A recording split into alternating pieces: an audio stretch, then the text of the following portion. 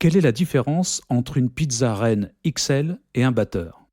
Eh bien, seule la pizza XL peut nourrir une famille de 4 personnes. Un jour, j'ai dit à ma mère, « Quand je serai un adulte, je serai batteur. » Elle m'a dit, « Non, mon fils, tu ne pourras jamais faire les deux en même temps. »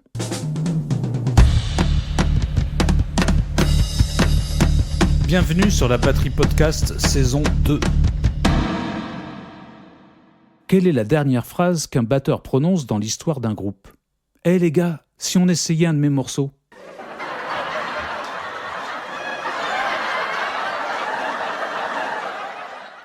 Pourquoi tous les musiciens laissent traîner des baguettes de batterie sur la plage arrière de leur bagnole ? Pour pouvoir se garer aux places handicapées. Une dernière, comment appelle-t-on un batteur avec un demi-cerveau ? Un génie. À la lumière de ces fameuses blagues sur les batteurs, j'ai eu l'idée de les classer en quelques catégories et définir ce qui fait rire, autrement dit, quels sont les préjugés associés à ce musicien. Et vous allez voir que c'est intéressant car cela nous renvoie à l'histoire de notre instrument, à celle des États-Unis et à la nôtre. Alors dans les blagues, première catégorie, le batteur est comme un gosse, irresponsable, il a besoin d'une aide extérieure pour subvenir à ses besoins. Deuxième catégorie, dans les blagues, le batteur est toujours un garçon.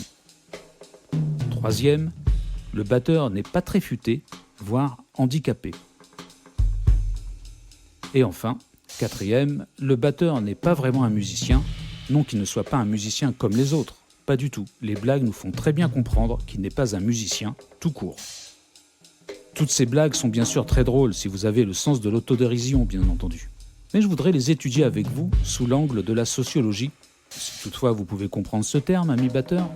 Oui, sociologiquement et historiquement, car ces blagues sont d'une part rattachées à l'histoire des USA, à la difficulté d'être de ces musiciens, à leurs problèmes économiques, et d'autre part, à l'ethnomusicologie européenne, qui n'est pas vraiment tendre avec les percussions. Ainsi, l'historien de la musique anglais John Frederick Rowbotham classe en 1885 le développement de la musique préhistorique en 3 étapes. Le tambour, la flûte, puis la harpe. Le tambour étant le plus frustre des instruments.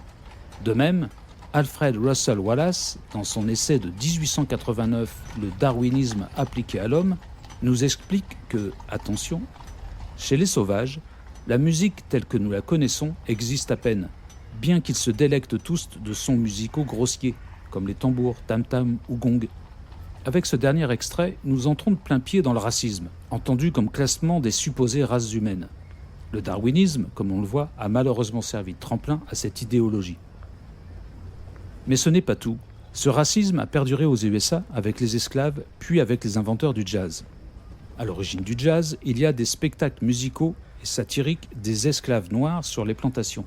Ces spectacles se moquaient des danses des maîtres blancs, et que les Blancs qualifiaient, eux, de spectacles éthiopiens et qui inspirèrent les minstrel shows ou burlesques et la tradition des blackface, dont le plus connu est Jim Crow.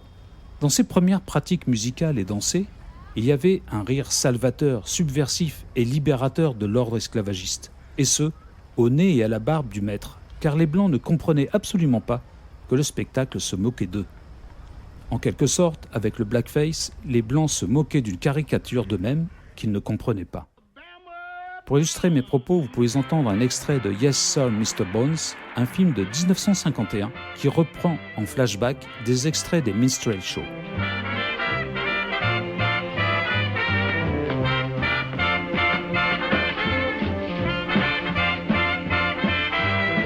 Lorsque la batterie de fanfare a commencé à devenir une batterie de jazz et que les batteurs étaient employés dans les théâtres puis dans les salles de cinéma, qu'on appelle toujours « theater » en anglais, le batteur, pour ces 2 lieux, s'est vu confier les bruitages des pièces de vaudeville, puis les bruitages du cinéma muet.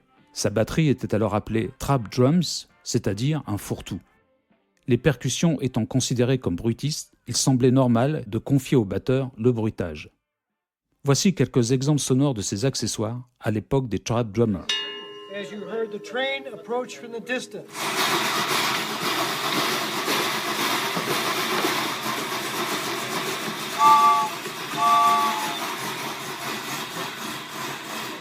The crickets chirping background.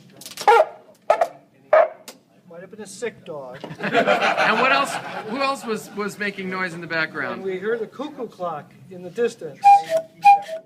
À tout cela, nous pouvons associer le fait que les batteurs étaient des musiciens moins bien payés et travaillant plus que les autres.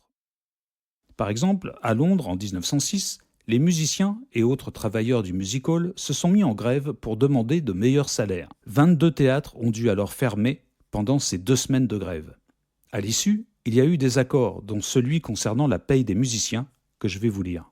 Il sera désormais payé un salaire de 30 shillings par semaine à tous les musiciens, à l'exception des batteurs, 28 shillings. Pourquoi ? Eh bien, c'est expliqué en ces termes. Un batteur peut apprendre à jouer suffisamment bien de la batterie pour un music hall en 6 mois, sans compter qu'il n'a aucune importance et n'est pratiquement pas musicien du tout. Pour quiconque n'est pas au courant du fonctionnement interne des music halls, il semblerait, d'après la liste des salaires, que les batteurs étaient et devaient être traités séparément des autres musiciens. Fin de citation. Et oui, et de plus, il apparaît en réalité que le batteur de music hall était le premier à arriver sur place, qu'il distribuait les partitions pour tous, avant de régler son propre matériel. Les autres musiciens arrivaient ensuite, et les premiers violons n'arrivaient que quelques minutes avant le lever de rideau. Bien des années après, il reste quelque chose de ces bêtises. Ainsi, dans la série du Saint avec Roger Moore, nous avons ce dialogue de l'épisode Le cambriolage de 1963, bien connu aujourd'hui des Instagrammeurs. Voici l'extrait en question. I'm in love with him and I intend to marry him. A drummer. Not even a real musician, he just makes a noise. You don't know what you're talking about.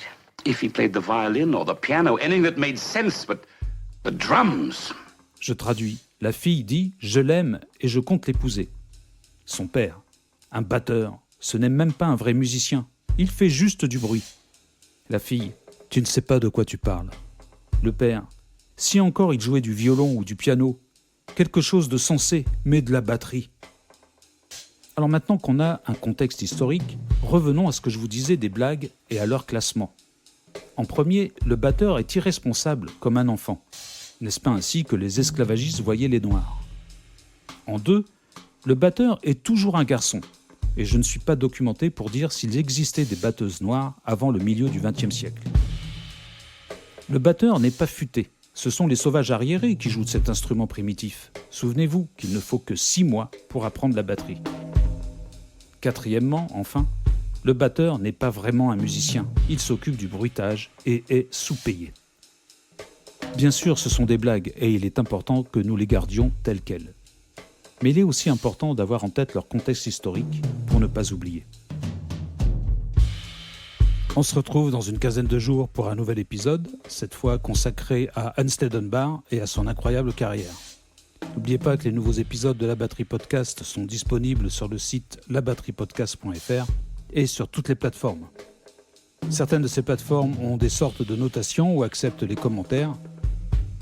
Je vous encourage donc à noter ou à commenter, c'est très utile pour le podcast et c'est gratuit. N'oubliez pas non plus que Batterie Magazine paraît chaque mois et qu'à l'intérieur, il y a ma rubrique Un peu d'histoire, consacrée évidemment à l'histoire de la batterie. Là-dessus, je vous souhaite bon rythme, car dans la vie, tout est rythme. À bientôt.